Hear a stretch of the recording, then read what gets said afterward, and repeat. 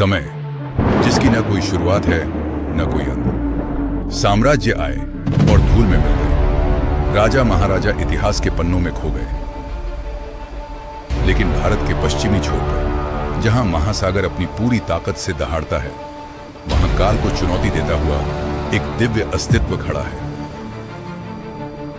एक ऐसा स्थान जिसे 17 बार मिटाने की कोशिश की गई, लेकिन हर बार वो राख से एक नए ब्रह्मांड की तरह उठ खड़ा है। यह कहानी केवल एक मंदिर की नहीं है, यह कहानी है भारत की कभी न मरने वाली आत्मा की। यह गाथा है आदि ज्योतिर्लिंग सोमनाथ की।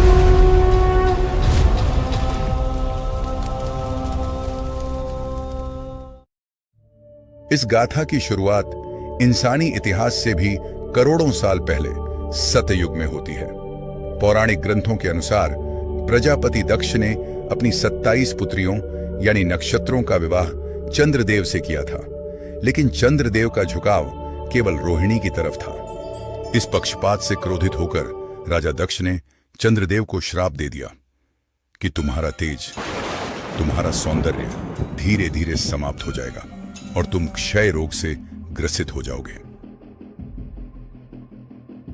सृष्टि में अंधकार छाने लगा। तब ब्रह्मा जी के कहने पर चंद्रदेव इस पावन प्रभास पाटन क्षेत्र में आए, जहां सरस्वती, हिरण और कपिला नदियों का संगम होता था। यहां उन्होंने भगवान शिव की कठिन तपस्या की। उनकी तपस्या से महादेव प्रकट हुए।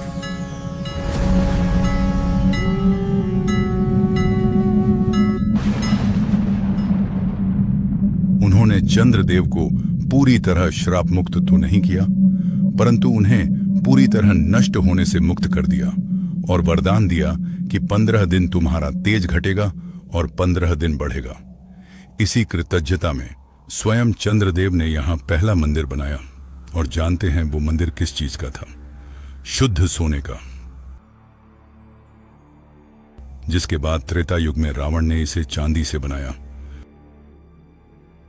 द्वापर युग में भगवान श्री कृष्ण ने चंदन की लकड़ी से, और कलयुग में राजा भीमदेव ने इसे पत्थरों का रूप दिया। लेकिन कलयुग में इस भव्य मंदिर पर एक ऐसी नजर पड़ी जिसने इतिहास को खून से रंग दिया। आखिर क्या वजह थी कि विदेशी आक्रांता बार बार इसी मंदिर को निशाना बना रहे थे? क्या यह सिर्फ मंदिर का सोना था, या इसके पीछे छिपा था कोई बहुत बड़ा अलौकिक रहस्य? लोक कथाओं और कुछ प्राचीन ग्रंथों के अनुसार सोमनाथ मंदिर के मुख्य शिवलिंग के भीतर या उसके ठीक नीचे एक दिव्य मणि छिपी थी, स्यमंतक मणि। ये वही चमत्कारी मणि थी जिसे द्वापर युग में स्वयं भगवान श्री कृष्ण ने धारण किया था। माना जाता है कि इस मणि में न केवल अथाह सोना पैदा करने की शक्ति थी, बल्कि इसके प्रभाव से पूरा शिवलिंग हवा में तैरता था। जब यह खबर अफगानिस्तान के सुल्तान महमूद गजनवी तक पहुंची कि भारत के एक मंदिर में एक ऐसी मणि है जो रोज पाउंड के हिसाब से सोना उगलती है और वहां का शिवलिंग बिना किसी सहारे के हवा में टिका है, तो उसका लालच और कट्टरता जाग उठी।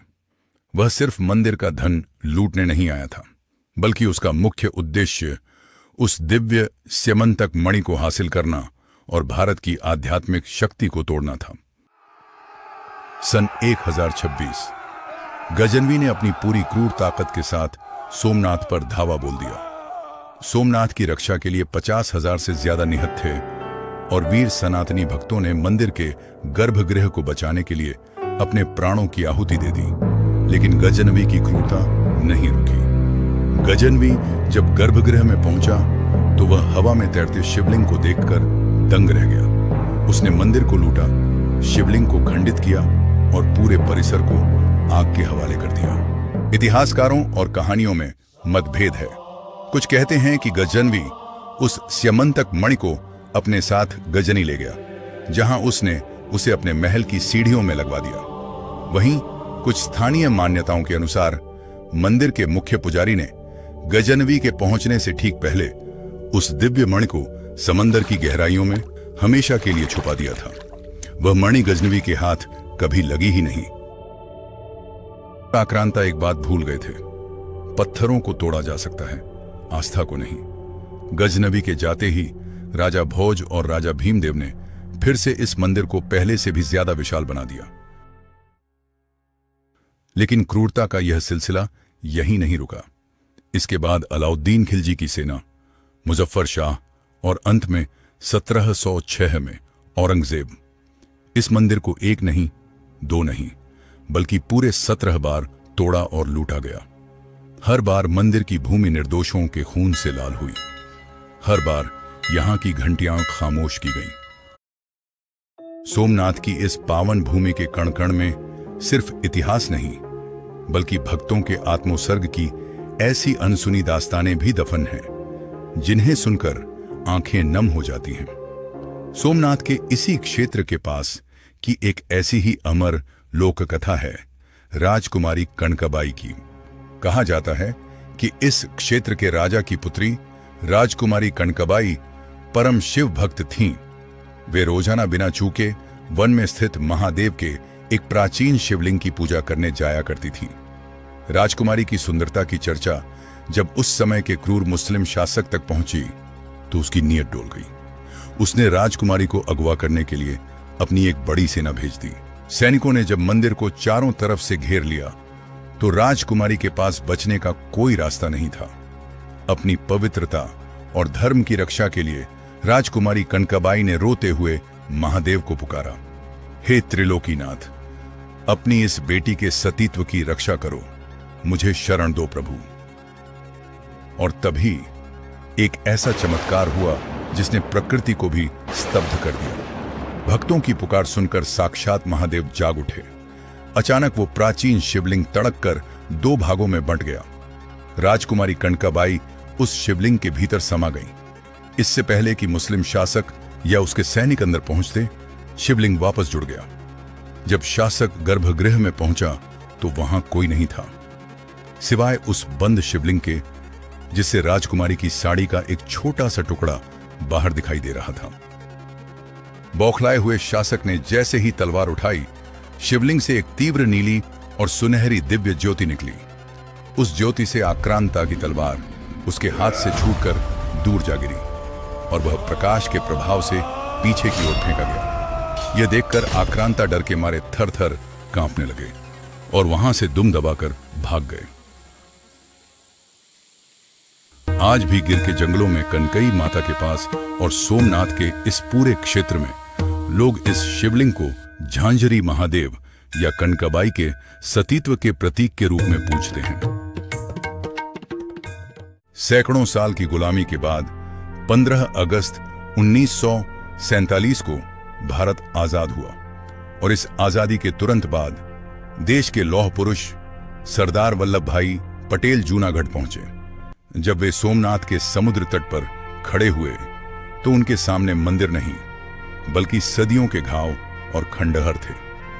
सरदार पटेल ने समुद्र का जल हाथ में लिया और एक ऐसा संकल्प किया जिसने आधुनिक भारत का इतिहास बदल दिया। उन्होंने कहा, जब तक इस पवित्र भूमि पर फिर से वही भव्य सोमनाथ मंदिर खड़ा नहीं हो जाता, तब तक भारत की आजादी का संकल्प पूरा नहीं होगा। भारत तभी पूरी तरह आजाद माना जाएगा जब सोमनाथ का यह कलंक मिटेगा और मंदिर फिर से अपने पूरे वैभव के साथ खड़ा होगा। महात्मा गांधी ने इस फैसले का स्वागत किया, लेकिन एक शर्त रखी कि इसका पैसा सरकार नहीं, बल्कि देश की जनता अपनी जेब से देगी। जनता के सहयोग से के.एम. मुंशी के नेतृत्व में महायज्ञ शुरू हुआ और 11 मई 1951 को आधुनिक भारत के पहले राष्ट्रपति डॉक्टर राजेंद्र प्रसाद ने नए सोमनाथ मंदिर के गर्भगृह में ज्योतिर्लिंग की प्राण प्रतिष्ठा की।